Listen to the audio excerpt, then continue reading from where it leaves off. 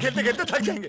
हो गया, मजे ले लिए, आइए। और यह है बेडरूम, इसकी खिड़की से तारे दिखते हैं, तारे। आपको क्या लगा प्रॉपर्टी डीलर हूँ? हाँ, अरे आपको अपना घर दिखा रहा था। Pearls infrastructure. हम जानते हैं कि घर अरमान, उम्मीदों और सपनों का बना होता है, तभी तो हम घर बनाते हैं, जिंदगियां बनाते हैं। अक्षय, बाथरूम कब धोगे? आज संडे है ना। लेकिन ये कब तक? ये अग्नि परीक्षा क्यों राजा भैया ही देना पड़ेगा? सिर्फ क्यों राजा भैया पर ही लोग टारगेट करते हैं? इसलिए क्योंकि आप बहुत ज्यादा पॉपुलर हो रहे हैं या आप झुक नहीं रहे, इस वजह से लोग आपके पीछे। क्यों टारगेट करते हैं ये तो हम नहीं कह सकते, लेकिन हाँ, जब कोई अपराध नहीं किया है, कोई गलत नहीं किया है, तो न मन में कोई कमजोरी रहती है, न कोई अपराध बोध रहता है। ऐसे मौके पे जब सबके घरों की कुर्कियां हो रही थी, सबके करियर्स तक चौपट हो रहे थे, आपने उसमें अपना साथ दिया पूरी तरीके से और अपने एथिक्स के साथ समझौता नहीं किया। ऐसे वक्त से, उस समय से लेकर के आज तक पे जो हम सबसे जो आखिरी घटनाक्रम हुआ जिसमें से आप अग्नि परीक्षा से निकले, परिवार आपका कैसे? जब हमारे बच्चे हमसे मिलने आए तो वो रो करके ये कहने लगे, तो हमने कहा तुम इतना विश्वास रखो कि जिस भी कारण से मैं जेल में हूँ, मैंने कुछ गलत नहीं किया है। इतना ज़्यादा वो चीज़ बढ़ी कि अपनी पुत्री का एडमिशन हमको उस विद्यालय से निकाल करके दूसरे विद्यालय में कराना पड़ा। देखिए खास बात, यूपी के वरिष्ठ कैबिनेट मंत्री रघुराज प्रताप सिंह के साथ रविवार शाम 6 बजे सिर्फ चैनल 1 न्यूज पर। सगों से भी सगा है तू, अपना परिवार है। जिस गली में मुड़ जाऊं बस तेरा ही दीदार है। जिंदगी का हीरो है वो तुझ पे जो सवार है। वन टच पावर स्टार्ट, शानदार माइलेज वाला APDV इंजन, जो दुनिया की नंबर 1 बाइक चुने, यही कहे सगों से भी सगा है। हीरो स्प्लेंडर, लगे ऐसा फैमिली जैसा। बीटाउन की हलचल, लेटेस्ट स्कैंडल, स्टार्स की setting, first look, hot look, सब कुछ मिलेगा यहाँ। बीटाउन की न्यूज जोड़ाएगा स्टार्स की व्यूज। बॉलीवुड 1 सोमवार से शनिवार शाम 5:30 बजे सिर्फ चैनल 1 न्यूज पर।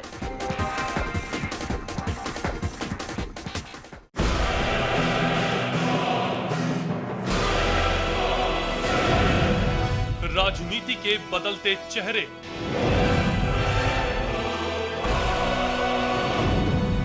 सत्ता का नया समीकरण, भावनाओं की आंधी से लोकतंत्र में विश्वास ढूंढती जनता,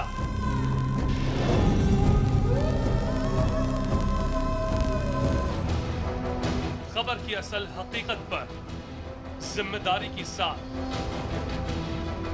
हर खबर है यहां खास, क्योंकि हर खबर पर है हमारी पैनी नजर। हम हैं चैनल 1 न्यूज, खबरों का एक नंबर चैनल।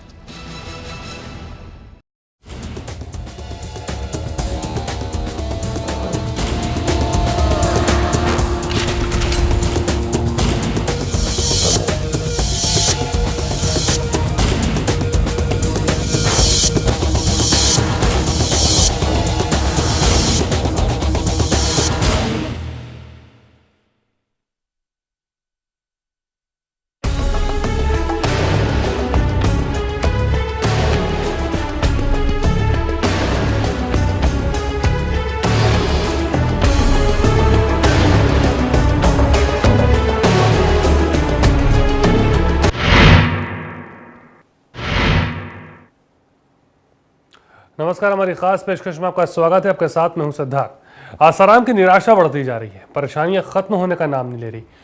कोर्ट आसाराम को राहत देने के मूड में नहीं।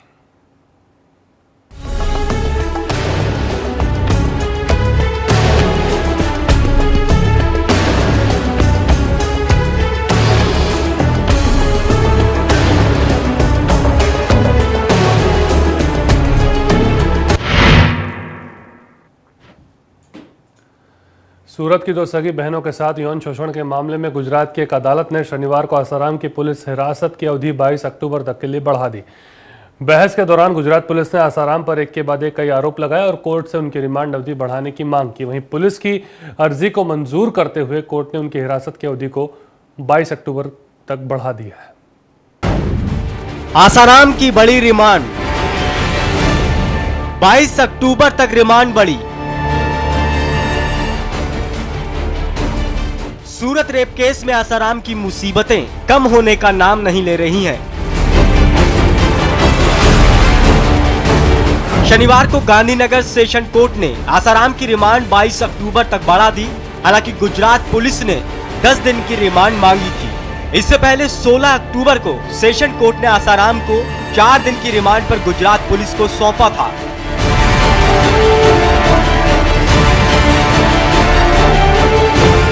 सुनवाई के दौरान पुलिस ने आसाराम पर गंभीर आरोप लगाए। पुलिस ने कोर्ट में आसाराम पर लड़कियों के गर्भपात कराने के आरोप लगाए और रिमांड बढ़ाने की मांग की, जिसके बाद कोर्ट ने 22 तारीख तक रिमांड बढ़ा दी।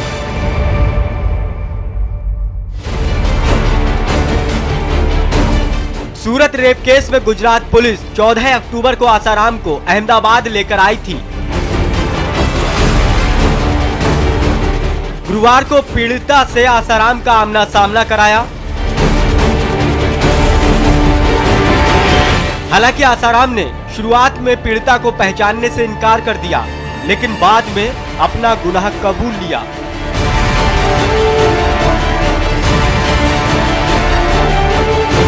इन दिनों आसाराम का पूरा परिवार मुश्किलों में है। एक तरफ आसाराम की रिमांड बढ़ा दी गई है, वहीं दूसरी तरफ नारायण साईं की अग्रिम जमानत पर एक बार फिर सुनवाई टल गई।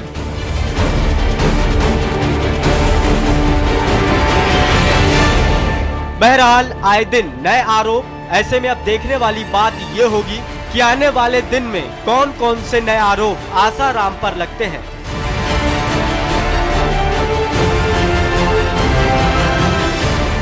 Bureau report, channel one news. उधर अपनी करतूतों के बाद नारायण साईं मुंह छिपाते फिर रहे हैं। पुलिस उनकी जोर शोर से तलाश कर रही है, लेकिन किसी पेशेवर मुजरिम की तरह वो पुलिस को चकमा दे रहे हैं।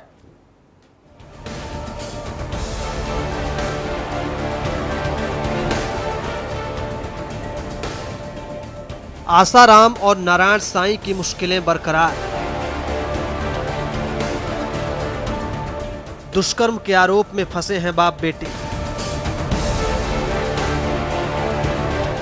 बाप का टेस्ट तो बेटा फरार। शातिर अपराधी की तरह नारायण साईं।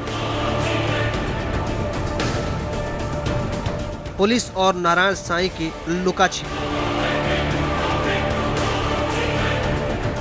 सूरत की 2 बहनों ने आसाराम और नारायण साईं पर दुष्कर्म का आरोप लगाया है। इसके बाद से नारायण साईं गायब हैं और पुलिस उसे ढूंढ रही है।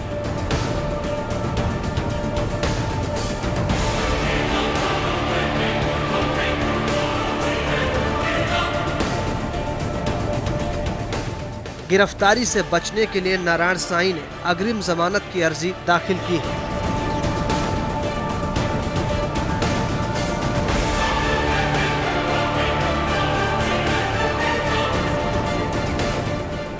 आसाराम और नारायण साईं की मुश्किलें बरकरार हैं।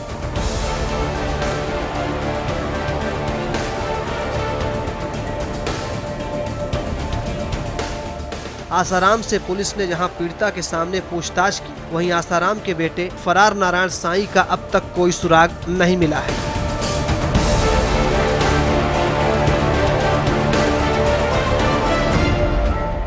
आसाराम की मुश्किलें बरकरार हैं। पुलिस उनसे पूछताछ में जुटी है तो फरार नारायण की तलाश जारी है। हालांकि पुलिस का कहना है कि आसाराम पूछताछ में सहयोग नहीं कर रहे हैं।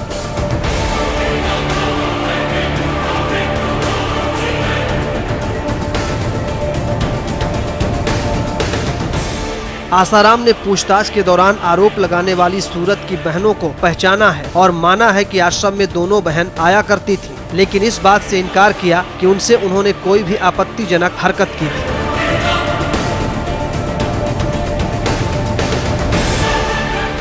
आसाराम के इकरार के बाद अब पुलिस दोनों को आमने सामने रख पूछताछ की। इस बीच आसाराम पर आरोपों और उनके खिलाफत का सिलसिला जारी है। हालांकि तमाम कोशिशों के बावजूद भी पुलिस अभी तक नारायण साईं का कोई सुराग नहीं ढूंढ पाई है।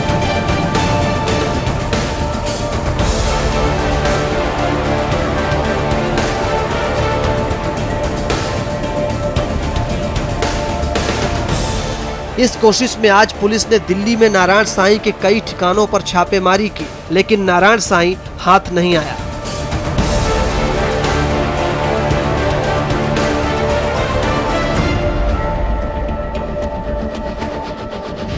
नारायण साईं पर लगे संगीन आरोप, पुलिस की तलाश जारी। 6 टीमें कर रही हैं तलाश। 17 सिम बदल चुका है नारायण साईं। बात करने के बाद तोड़ देता है सिम। जाहिर है नारायण साईं पर लगे संगीन आरोपों के बाद पुलिस को उनकी तलाश है। जेल में बंद आसाराम के बाद नारायण साईं के भी जल्द ही गिरफ्तार कर लिए जाने की उम्मीद है।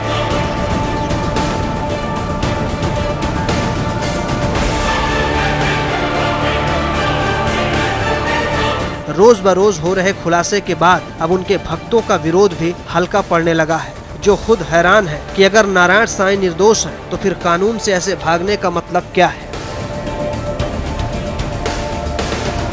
रेप के आरोपों में फंसे आसाराम के बेटे नारायण साईं पुलिस से बचने के लिए एक शातिर अपराधी की तरह बार बार जगह बदल रहे हैं। इस वजह से पुलिस कॉल ट्रैकिंग के जरिए नारायण तक नहीं पहुंच पा रही है।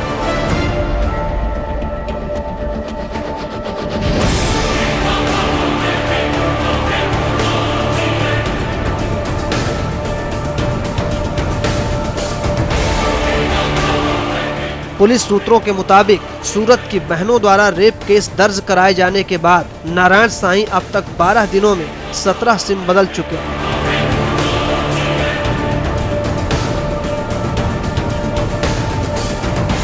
लगातार सिम बदलने के कारण पुलिस को नारायण के ठिकाने तक पहुंचने में काफी दिक्कत हो रही है।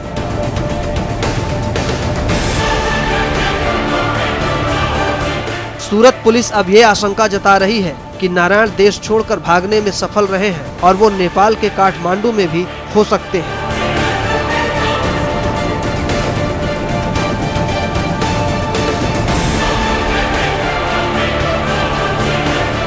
Special desk channel 1 news.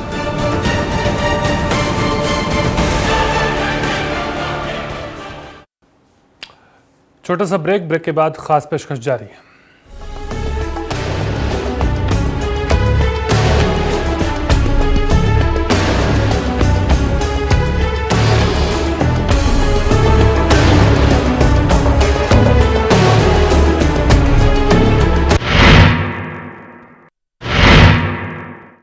लेकिन ये कब तक, ये अग्नि परीक्षा क्यों राजा भैया ही देना पड़ेगा? सिर्फ क्यों राजा भैया पर ही लोग टारगेट करते हैं? इसलिए क्योंकि आप बहुत ज्यादा पॉपुलर हो रहे हैं या आप झुक नहीं रहे, इस वजह से लोग आपके पीछे? क्यों टारगेट करते हैं ये तो हम नहीं कह सकते, लेकिन हाँ, जब कोई अपराध नहीं किया है, कोई गलत नहीं किया है, तो न मन में कोई कमजोरी रहती है, न कोई अपराध बोध रहता है। ऐसे मौके पे जब सबके घरों की कुर्कियां हो रही थी, सबके करियर तक चौपट हो रहे थे, आपने उसमें अपना साथ दिया पूरी तरीके से और अपने एथिक्स के साथ समझौता नहीं किया। ऐसे वक्त से, उस समय से लेकर के आज तक पे जो हम सबसे जो आखिरी घटनाक्रम हुआ जिसमें से आप अग्नि परीक्षा से निकले, परिवार आपका कैसे? जब हमारे बच्चे हमसे मिलने आए तो वो रो करके ये कहने लगे, तो हमने कहा तुम इतना विश्वास रखो कि जिस भी कारण से मैं जेल में हूँ, मैंने कुछ गलत नहीं किया है। इतना ज़्यादा वो चीज़ बढ़ी कि अपनी पुत्री का एडमिशन हमको उस विद्यालय से निकाल करके दूसरे विद्यालय में कराना पड़ा। देखिए खास बात, यूपी के वरिष्ठ कैबिनेट मंत्री रघुराज प्रताप सिंह के साथ रविवार शाम 6 बजे सिर्फ चैनल 1 न्यूज पर।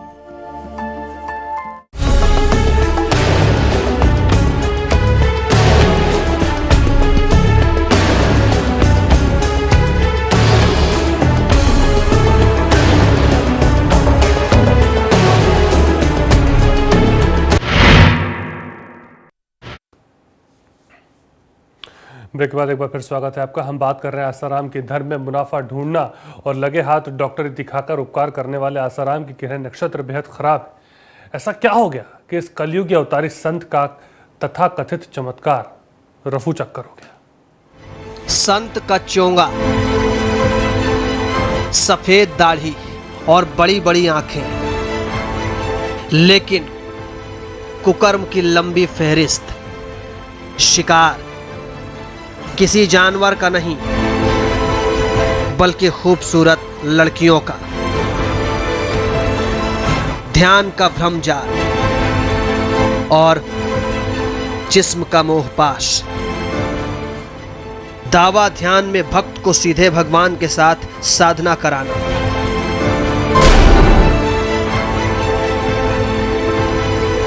लेकिन अब न्यायिक हिरासत और कई बड़े खुलासे।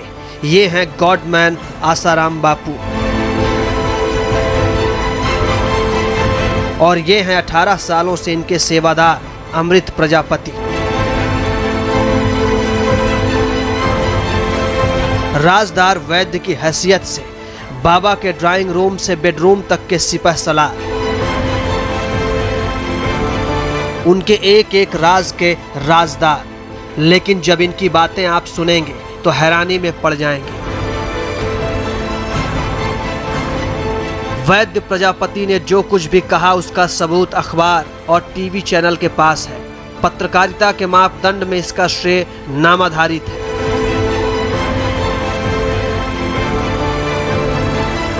लेकिन उससे जरूरी आपके लिए यह जानना है कि आखिर 18 सालों तक ध्यान की आड़ में दिखने वाली सभी हकीकतों का पर्दाफाश क्यों हो रहा है। जिसने कभी बायां हाथ बनकर बाबा के रंगमंच की डोर थामी, उसने क्या कहा? वो आश्रम में जो लोग रहते हैं ना परमानेंट, उनको केले का रस और दूध कतीरा और रात को कटोरी में घोल के वो पिलाते हैं। उससे उनकी काम वासना शांत हो जाती है, यानी नपुंसक हो जाते हैं। उनको रोज एक नई लड़की चाहिए और रोज नई लड़की के साथ उनको सोना होता है। बाबा के प्रवचन मंडप का दरबार बेशक उत्कृष्ट रहता हो, लेकिन रैंप एरिया में कभी कोई कमी नहीं रहती थी। इसीलिए तो प्रवचन के बाद बाबा रैंप करते थे। चलते फिरते ये डिसाइड हो जाता था कि आज किसे ध्यान कराना है। बाबा की लेजर लाइट जिस पर पड़ती, ये भी तय हो जाता था। इसके बाद काम शुरू होता था महिला सेवादारों का, जो उसे भूत पिशाच की बाधाओं से घिरा बताकर बाबा के साथ ध्यान का रास्ता दिखाती। आसाराम जब निकलता है और लड़कियां समझ लो कि 25-30 है उसके सामने, तो इसमें से वो जिस लड़की पर 4 से 5 टॉर्च लगाए, उसका मतलब वो एजेंट लोग समझ जाते हैं उनके कि इस लड़की को अब ध्यान के लिए तैयार करना है। सिर्फ इतना ही नहीं, वैद्य प्रजापति ने आगे जो कहा वो सुनकर हैरानी और बढ़ जाएगी। प्रजापति ने बताया कि कई बार उन्होंने ऐसा करते हुए उन्हें देखा भी है।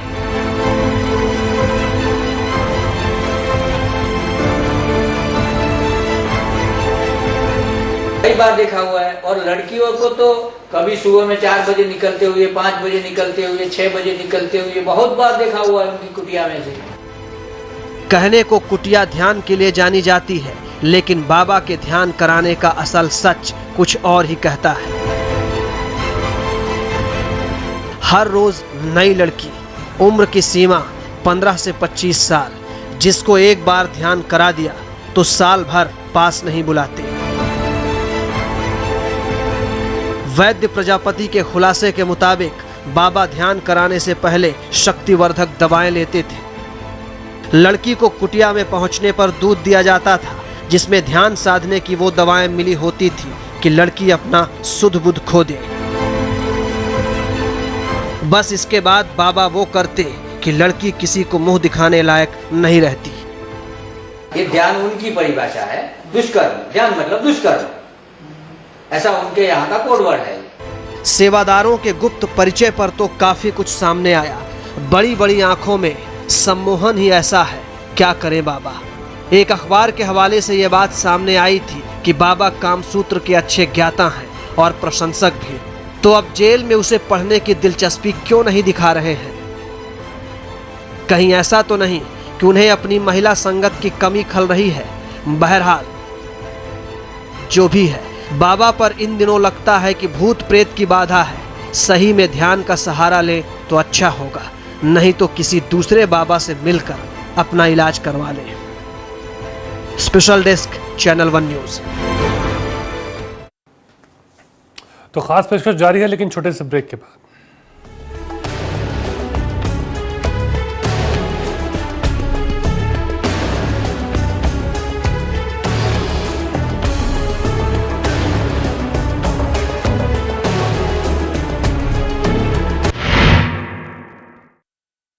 आपने नहीं देखा होगा, संभाल के पोछा मारा अभी। आइए। ओ भाई साहब, ये देखिए हॉल, ये देखिए चिल्ड्रंस रूम, देखिए कितना बड़ा है। आपके बच्चे खेलते खेलते थक जाएंगे। हो गया, मजे ले लिए। आइए। और यह है बेडरूम, इसकी खिड़की से तारे दिखते हैं, तारे। आपको क्या लगा प्रॉपर्टी डीलर हुआ? अरे आपको अपना घर दिखा रहा था। Pearls infrastructure. हम जानते हैं कि घर अरमान, उम्मीदों और सपनों का बना होता है, तभी तो हम घर बनाते हैं, जिंदगियां बनाते हैं। अक्षय, बाथरूम कब धोगे? आज संडे है ना।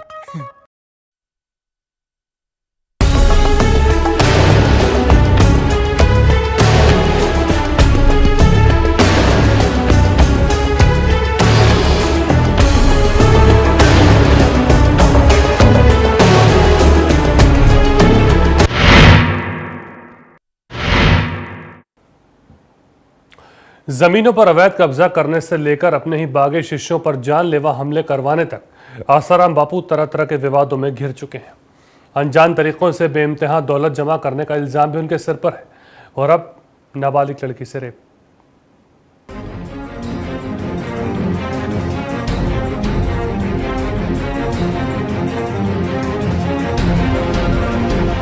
बड़े मियाँ तो बड़े मियाँ, छोटे मियाँ भी सुभान अल्लाह। आसाराम एंड फैमिली सख्ते में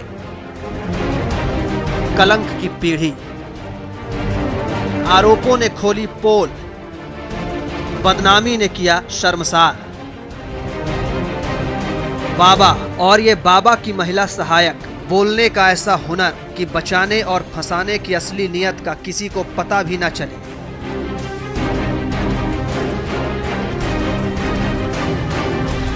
विवादों में इससे पहले बाबा कई बार फंसे हैं, लेकिन उनकी ये प्रवक्ता शब्दों की कारीगरी से हमेशा बाबा का गुणगान ही करती है। ये वही नीलम दुबे हैं जिन्होंने कभी धर्म विशेष पर टिप्पणी की थी और उन पर केस दर्ज हुआ था। या आप इन्हें याद करने के लिए नेशनल टीवी पर उस बदतमीजी को भी याद कर सकते हैं जब एक वरिष्ठ पत्रकार को इन्होंने आपत्तिजनक शब्द कहे थे। बहरहाल बाबा के आरोप अदालत में है और पक्ष विपक्ष जमकर सामने आ रहा है। ऐसे में बाबा की ये प्रवक्ता अपनी जिम्मेदारियां बखूबी निभा रही हैं और इससे पहले कि जांच से कुछ निकलकर सामने आए, ये सवाल खड़ा कर रही हैं कि आरोप लगाने वालों की बातों पर इतना ध्यान क्यों दिया जा रहा है।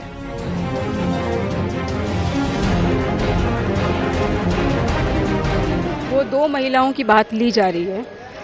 पार्लियामेंट में ये जंतर मंतर रोड पे हर दिन 400 से 500 महिलाएं बैठती हैं, बापूजी के लिए भजन करती हैं, कीर्तन करती हैं। उनका अनुभव क्यों नहीं लिया जाता? सिर्फ बड़े मियाँ ही नहीं, अब तो छोटे मियाँ यानी नारायण साईं पर भी तलवार लटक गई है। अब गुजरात के सूरत में 2 बहनों ने आसाराम और उनके बेटे नारायण साईं के खिलाफ यौन शोषण का मामला दर्ज कराया है। सूरत के जहांगीरपुरा थाने में दर्ज कराई गई एफआईआर में आरोप लगाया गया है कि इनमें से बड़ी बहन का यौन शोषण आसाराम ने किया और छोटी बहन का शोषण उनके बेटे नारायण साईं ने किया।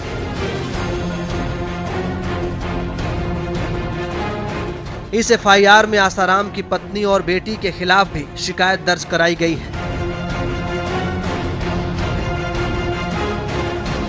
आरोप है कि आश्रम में इन दोनों बहनों को आयुर्वेदिक दवाएं बनाने का काम दिया गया था। उसी दौरान आश्रम में ही उनका यौन शोषण होता रहा।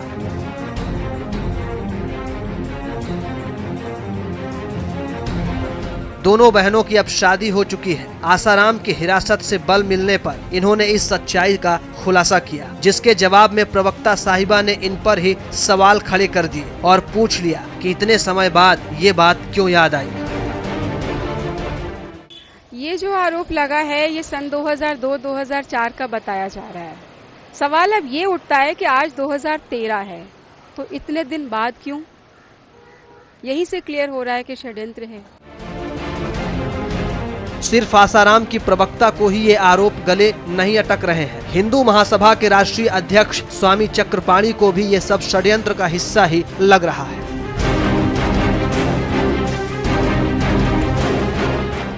हमें लगता है कि हमें ऐसा लगता है, हम तो गए थे आसाराम बापूजी से मिलने भी गए थे, हमने मिला भी उनसे और उनसे बात भी किया और उनसे बात करने के बाद हमें लगा कि ऐसा नहीं। और दूसरी बात देखिए, आप उनके आश्रम में जाइए, उनके भक्तों से मिलिए, आप कोई भी भक्त नशा नहीं करता है। काफ़ी उन्होंने सुधार किया है, चरित्र पे बल दिया है, तो इस तरह से काफ़ी उन्होंने काम किया है, करोड़ों लोगों के जीवन को बदलने का प्रयास किया है, नशा उन्मूलन कराया, नशा छुड़वाया है, चरित्रता की पाठ पढ़ाया है। तो हमें लगता है इस तरह का व्यक्ति कोई नहीं कर सकता। कभी गलबहियां करते ये बाप बेटे लाखों का धंधा सेट करते थे, तब सब कुछ मस्त था, लेकिन न जाने क्यों एकाएक समय ही बदल गया। ये तो सौभाग्य की बात है कि एक शिष्य अपने गुरु के पास जाने वाला है, और चैन कहाँ मिल सकता है। पूरे परिवार का नाम आरोपों से छलनी है, मिल बांट कर खाने की वजह लगती है। Special desk channel 1 news. तो हमारी खास पेशकश में इतना ही, मुझे दीजिए इजाजत, नमस्कार।